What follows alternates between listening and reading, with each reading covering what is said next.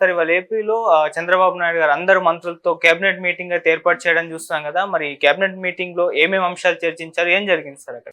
ఈరోజు cabinet meeting జరిగింది. తొలి కేబినెట్ మీటింగ్ ఇది. ఈ కేబినెట్ మీటింగ్‌లో ప్రధానంగా వాళ్ళు చర్చించిన అంశాలొచ్చి చంద్రబాబు 5 సంతకాలు ఆల్రెడీ చేశాడు. 5 సంతకాలకు సంబంధించి తీర్మానాలు చేయాలి. ఆ సంతకాలు అమలు కావాలంటే కేబినెట్ తీర్మానం చేయాల్సి ఉంది కాబట్టి వీళ్ళు చేశారు. అందులో ఫస్ట్ సంతకం మెగా డిఎస్సి 16,347 ఉద్యోగాలకు సంబంధించిన మెగా డిఎస్సి కండక్ట్ చేస్తానని చంద్రబాబు ఎన్నికల హామీ ఇచ్చాడు. దాన్ని నెరవేర్చుకోవడానికి సంతకం కూడా చేశాడు. దాని మీద కేబినెట్ తీర్మానం చేసింది. రెండవ సంతకం ల్యాండ్ టైటిలింగ్ యాక్ట్ని రద్దు చేస్తామని. సో అది గతంలో అసెంబ్లీలో వైసీపీ పెట్టినప్పుడు తెలుగుదేశం సంపూర్ణ మద్దతు ఇచ్చింది. ఇప్పుడు ఆర్థిక మంత్రి అండ్ అసెంబ్లీ వ్యవహారాల మంత్రిగా ఉన్న పయ్యావుల కేశవ దాని మీద ఒక చిన్న మంచి స్పీచ్ కూడా ఇచ్చాడు. అది కూడా వీడియో వైరల్ అయింది. సో కానీ మరి వీళ్ళు ఆ తర్వాత కరెక్ట్గా అమలులో అది సరిగ్గా లేదని చెప్పి దాన్ని ప్రచారం చేశారు. అది హెల్ప్ అయింది కూడా కూటమికి. అంటే మనం అప్పుడు కూడా చెప్పుకున్నాం, ఒక లాస్ అవర్షన్ అనే ఒక బిహేవియరల్ సైకాలజీ ప్రిన్సిపల్ ఉంటుంది. ఎప్పుడైనా మనిషికి ఈ పని చేస్తే 1000 రూపాయలు నీకు అదనంగా వస్తుందని చెప్తే అదేమో ఇన్సెంటివ్. అట్ట కాకుండా ఈ పని చేయకపోతే నీకు 1000 రూపాయలు జీతంలో కట్ చేస్తానని చెప్పామనుకో, ఏది ఎక్కువ ఎఫెక్టివ్గా ఉంటుందంటే ఈ లాస్ అవర్షన్. అంటే నీకు ఆల్రెడీ వచ్చే 10,000 జీతంలో 1000 రూపాయలు కట్ చేస్తానన్నప్పుడు దీనికి ఎక్కువ భయపడతారు అనేది అనేక ఎకనామిస్టులు రీసెర్చ్ చేశారు. ముఖ్యంగా డేనియల్ కానెమన్ అండ్ ట్రాట్స్కీ అని ఇద్దరు చేసింది ఇజ్రాయెల్ ఎకనామిస్టులు. సో దాని ప్రకారం మీ ల్యాండ్ లాక్కుంటారు, మీ ఈ టైటిలింగ్ మీ ల్యాండ్ అంతా జగన్ ఒక రాక్షసులాగా భూబకాసురులాగా పెద్ద పెద్ద యాడ్లు ఇచ్చారు, ప్రచారం చేశారు. కొంత అక్కడక్కడ వైసీపీ లోకల్ లీడర్సు కబ్జాలు ఇవన్నీ చేశారు. దానివల్ల ఇది మొత్తం లాక్కుంటారేమో అన్న ఒక భయాందోళనకు అయితే గురయ్యారు. అది సక్సెస్ అయ్యారు. అది ప్రశాంత్ కిషోర్ ఈ ఐడియా ఇచ్చాడని కూడా చెప్తారు. అందుకే సూపర్ 6 కంటే కూడా దీని మీద ఎక్కువ ఫోకస్ చేశారు. సో అందువల్ల ఇప్పుడు రెండవది ఆ ల్యాండ్ టైటిలింగ్ యాక్ట్ రద్దు చేస్తున్నట్టు కేబినెట్ తీర్మానం. మూడవది పెన్షన్ నేను వస్తే అధికారంలోకి 3,000 ఉన్న 4,000 చేస్తున్నాడు. అలాగే ఈ 3 నెలలది కలిపి ప్లస్ 4,000 7,000 ఇప్పుడు జూలైకి ఇస్తానంటున్నారు. సో దీనికి ఎంత ఖర్చు అవుతుంది ఏంటి అనేది కూడా చర్చించుంటారు దీంట్లో. ఇక అన్న క్యాంటీన్కి సంబంధించి కూడా ఫండ్స్ పరిస్థితి ఏంటి, దీనికి ఎట్లా నడపాలి, దానికి సంబంధించి మళ్ళీ పునరుద్ధరణ కార్యక్రమం. ఇక స్కిల్ సెన్సస్ అంటే స్కిల్ డెవలప్మెంట్కి సంబంధించి ఇప్పుడు ఎందుకంటే 20 లక్షల ఉద్యోగాలు ఇస్తాననేది ఈ సూపర్ 6లో ఒక హామీ. 20 లక్షల ఉద్యోగాలు ఇవ్వాలంటే సంవత్సరానికి 4 లక్షల ఉద్యోగాలు ఇవ్వాలి. 5 నెలలు 20 లక్షలు 5 ఏళ్లలో. ఇవన్నీ గవర్నమెంట్ ఉద్యోగాలు అన్నీ లేవు. కాబట్టి స్కిల్ డెవలప్మెంట్ పెట్టి స్కిల్డ్ సెంటర్స్ పెట్టి స్కిల్ ట్రైనింగ్స్ పెట్టి వీళ్ళకి ఉద్యోగాలు ఇప్పించాలంటే మళ్ళీ ఆంధ్రప్రదేశ్లోనే వీళ్ళకి అన్ని ఉద్యోగాలు ఇవ్వాలంటే అంత డెవలప్మెంట్ కూడా జరగాలి కదా. ఇన్ఫ్రాస్ట్రక్చర్ డెవలప్మెంట్ జరగాలి, ఐటీ ఇండస్ట్రీస్ పెట్టాలి, ఇతర ఇండస్ట్రీస్ పెట్టాలి. వాటిలోకి ఆ ఇండస్ట్రీకి తగినట్టుగా వీళ్ళకి ట్రైనింగ్ ఇచ్చి అక్కడ వాళ్ళని ప్లేస్ చేయాలి.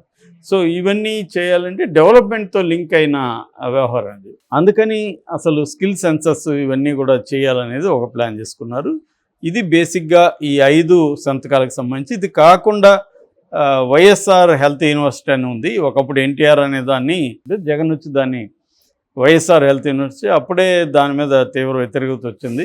దాన్ని మొన్న రిజల్ట్ వచ్చిన రోజే దాన్ని పోయి కొట్టేశారు కూడా తెలుగుదేశం వాళ్ళు. సో దాన్ని ఇప్పుడు అఫిషియల్గా ఎన్టీఆర్ హెల్త్ యూనివర్సిటీ అని మారుస్తున్నారు. సో ఇది కాకుండా కొన్ని ఆల్రెడీ అనౌన్స్ చేశారు. అదేంటంటే బీమా, ఫ్యామిలీ బీమా. ఫ్యామిలీలో యజమాని చనిపోతే చంద్రన్న బీమా అంటారు దాన్ని. ఇంతకుముందు 3 lakhs ఉండేది, ఇప్పుడు దాన్ని పెంచారు 10 lakhs. అట్లాగే దాంట్లో కార్మికులు, లాయర్లు, తర్వాత మీడియా ప్రతినిధులు ఇలాంటి వాళ్ళని కూడా దాంట్లో యాడ్ చేశారు. ఓన్లీ 15 రూపాయలు కట్టి ఒక పాలసీ తీసుకుంటే మిగతా గవర్నమెంట్ పే చేస్తుంది. ఎవరైనా ఫ్యామిలీ హెడ్ చనిపోతే ఆ ఫ్యామిలీకి ఈ బీమా 10 లక్షల వరకు ఆదుకునే పరిస్థితి ఉంది. అది చంద్రబాబు బీమా. ఇలాగా రకరకాల హామీల్ని ఇప్పుడు ఎలా నెరవేర్చాలనేది, మిగతా సూపర్ సిక్స్కి సంబంధించిన చర్చ జరిగిందా అంటే ఇప్పుడు ఫర్ ఎగ్జాంపుల్ రైతులకి 20,000 చేశారు, జగన్ 13 చేసి 16 అన్నాడు, పెంచాడు, కానీ వీళ్ళు 20,000 చేశారు. అట్లాగే తల్లికి వందనం అనే స్కీమ్లో జగన్లో ఒక బిడ్డకి 15,000 ఇస్తానంటే ఎంతమంది ఉన్నా అన్ని 15 ఇస్తూ ఉన్నారు. అట్లాగే 3 గ్యాస్ సిలిండర్లు ఫ్రీ. తర్వాత ఉమెన్కి 2,500 ఇస్తామన్నారు. అది దాని మీద చర్చ జరిగిందా లేదా తెలియదు. తర్వాత పెన్షన్ది అయితే చర్చ జరిగింది, పెన్షన్ది ముందుకు వచ్చింది. అట్లాగే ఉచిత బస్సు అది ఇప్పటివరకు తేలేదు, 1 మంత్లో తెలుస్తామని మంత్రి అన్నారు, రవాణా శాఖ మంత్రి. సో ఇలాగా సూపర్ సిక్స్కి సంబంధించిన పథకాల మీద చర్చ జరిగినట్టుగా మనకైతే ఇన్ఫర్మేషన్ లేదు.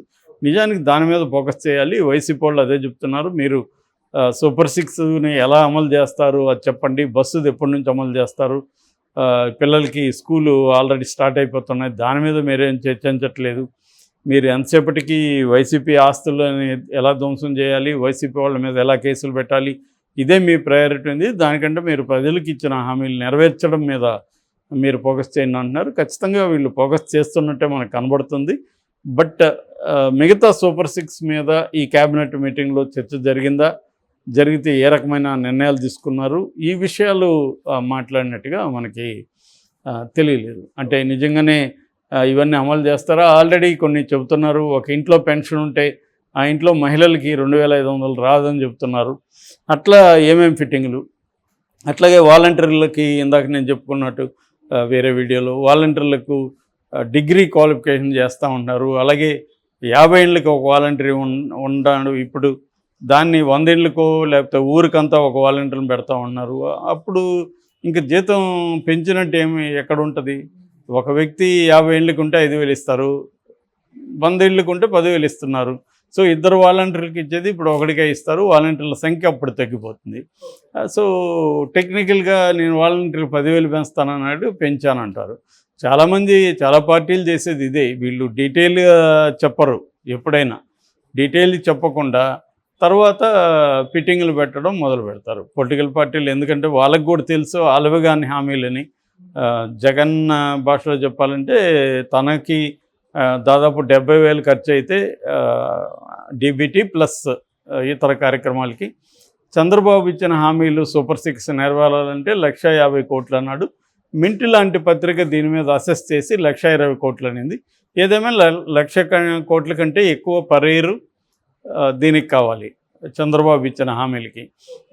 దాంతోపాటు జీతాలు ఇవ్వాలి, అమరావతిని డెవలప్ చేయాలి. అమరావతిని డెవలప్ చేయాలంటే దాదాపు అది కూడా 1,00,000 కోట్ల పైన, దాదాపు 5-6 లక్షల కోట్లు కావాలి. మిగతాది ఏదో సెల్ఫ్ ఫండింగ్ ఏదో చెప్తున్నారు, కనీసం 1,00,000 కోట్ల పైన దానికి అవసరం ఉంది. ఇక మిగతా రోడ్లు ఇవన్నీ ఇంతకుముందు వైసీపీని ఎక్కడెక్కడ విమర్శించారో అవన్నీ వీళ్ళు చేయాలి. మరి బడ్జెట్ అరౌండ్ 3 lakh crores ఉంటుంది పర్ ఇయర్. మరి వీళ్ళు ఎక్కడి నుంచి తీసుకొస్తారు? ఆల్రెడీ అప్పులు ఉన్నాయి, అప్పులు కట్టాలి, వాటికి వడ్డీలు కట్టాలి. తర్వాత ఈ పథకాలకంతా ఎక్కడి నుంచి తీసుకొస్తారు? అందుకని ఏం చేస్తారు జనరల్గా అంటే ఏదో ఒక కథ చెప్పి కట్ చేసి కార్యక్రమం చేస్తారు. ఇంతకుముందు జగన్ ఎంత ఇచ్చాడో చంద్రబాబు కూడా అంతే ఇస్తాడు, కానీ ఎక్కువ ఇస్తున్నట్టు ఇచ్చేసి లబ్ధిదారుల సంఖ్యను ఎలా కట్ చేయాలి అనేది వాళ్ళు ఆలోచిస్తారు. ఇందాక నేను వాలంటీర్ ఎగ్జాంపుల్.